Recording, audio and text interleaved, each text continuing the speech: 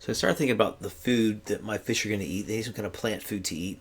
I was going to use just a green little circle as a plant pellet or something. And then decided I'd try to make it a little more interesting by maybe having stalk and a leaf coming off the stalk or something. So this is my stalk graphic here, just a white rectangle. It's basically 1 by 2 or 10 by 50 pixels, I should say. And I've got the light gray and the darker gray will be darker green and even darker green when I color this whole thing green in Unity. So that gives me some cheap and easy textures there. For my leaf, I just took a 100 by 100 circle. Again, I colored it with some, this looks like lips, but it's not lips. I colored it light gray and some dark gray on the outside. And I'll take that and I'll smash it down into an ellipse. It's not perfectly circular like that. Put it at an angle, color it green. I'm hoping then it'll look like a leaf and not like a mouth. So I created a plant prefab. Underneath that I have plant graphics, empty object, so I can scale the thing up and down real easily just by scaling this one object, and everything underneath there. The origin of the prefab is the circle here, and I want that to be where the stalk grows like out of the ground or out from another stalk. So there's our stalk, and then I've got a leaf going to the left. Looks like that. And what I want to do is have this stalk, after some time, it's going to spawn another stalk on top of it. So the next plant prefab is going to spawn on top of this from the next stalk empty game object position, which I've placed right there, which you can see is on top of the stalk. So we'll have stalks growing out of stalks essentially, and they'll be coming out at different angles is the plan. And about the leaves, I've got basically, I can turn on leaf to the left. It's got a circle collider on it. I'm going to make that as trigger actually. So when it gets crossed over by the fish, it'll be eaten. I've also got a right leaf, and that's is trigger also. So that way I can just spawn a plant prefab, and then I can just randomly turn on either the left or the right leaf, and then within that particular plant's script, it'll be counting down time until it's going to spawn a new growth above it. So that's the plan anyway. I created an eco manager game object, attached a ecosystem C# script to it. Right now all it does is take the plant prefab and instantiate 100 or however many I've got set for it here. So let's take a look and see how that looks. And there we go. You can see our little plants there. They're all pointing one direction. I can need to randomize that a little bit, but at least we're placing plants. So here's a few more of our plants. You can see there. So what I've done is, I'm not sure if this is good programming practice or not, but I wanted to have the global variables, things like the size of the ocean, the width and the height, how many initial plants to spawn, kind of things that are going to be, potentially parameters are going to be used by a lot of different scripts. I wanted to have those in a central place.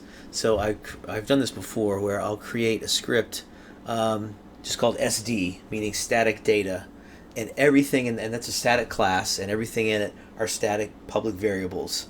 The challenge of that is, how do you set them from the inspector? And that's what the global data manager is about. And that's a script where I can put all the things as public variables, where I can set them in the inspector. So now you can see that better. Like the ocean width, the ocean height, initial plant count is set to 200.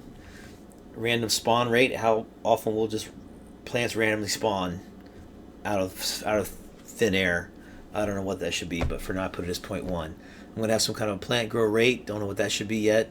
Some maximum stalk angle as to how much it might vary from growing just straight up. Maybe it'll vary anywhere from plus or minus 45 degrees. I don't know. We'll see how that looks. So those are variables that are my global data manager script, and in the awake function of my global data script, I'll take all the values that I've put into the inspector here, and I just copy them into the exact same variable names in the static data class. So here's my static data class. Just call it SD to make it easy to put into scripts. Just SD dot whatever. There's the same variables that I have in the global data script. Let's take a look at that.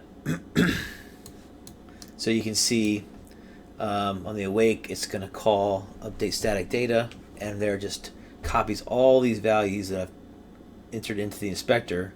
We'll just copy them into the same variable but in the static data class. That way, I don't need to have all my classes or all my objects pointing to that global data manager. It can just pull up SD whatever and it's instantly there. So maybe that saves me a little something to not have to have every object linked to my global data manager object. Again, who knows if that's probably not great development practice, but it works for me.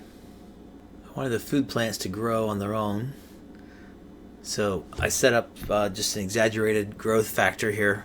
So this is kind of funny that the plants grow so fast the fish can't possibly even eat them, and they become like giant plants with no room for the fish to swim. And the leaves this size look like watermelons, which is weird. They're really just leaves, but I think when they're small enough they'll still look like leaves. But I could always change that image a little bit. And the fish is fun to watch at this point because he really struggles with the colliders. Sometimes if he gets on top of all the leaves, he ends up getting twitchy.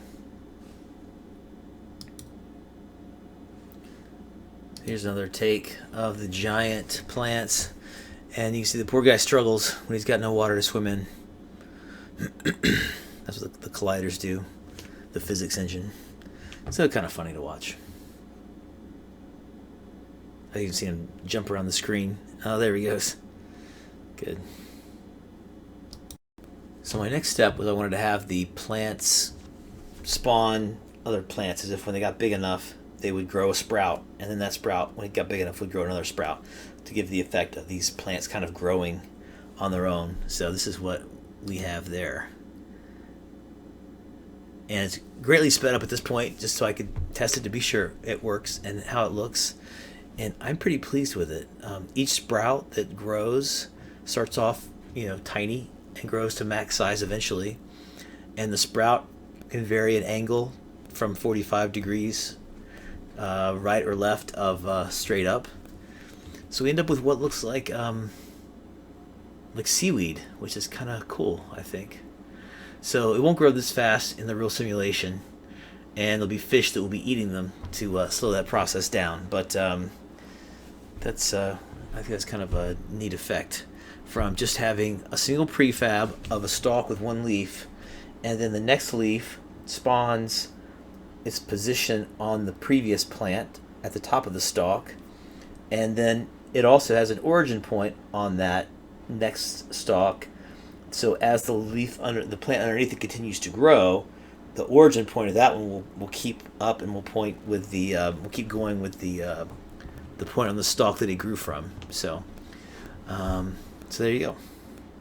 There's plants that grow into their own seaweed. Maybe I'll add it where maybe multiple leaves could spawn from a point, and we might have some branching, almost like trees. Could be interesting. Off and on over the past 20 years, I've toyed with the idea of making a evolution simulator of some kind.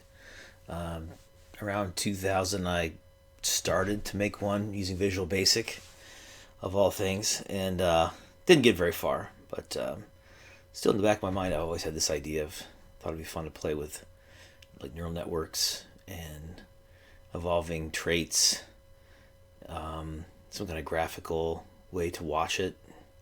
Might be entertaining or interesting just to see it all happen. And just recently came across what you're seeing here, FishBites.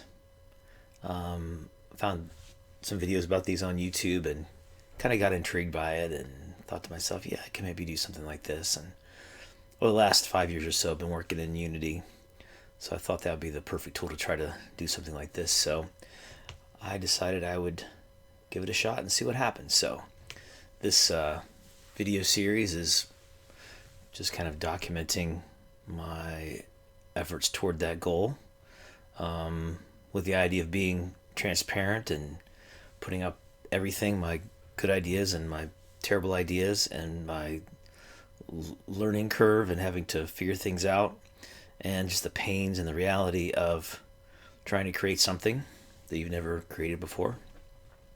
So maybe this will be an interesting video series too, and hopefully the end product will be an evolutionary simulator that's worth something to someone. So we'll see.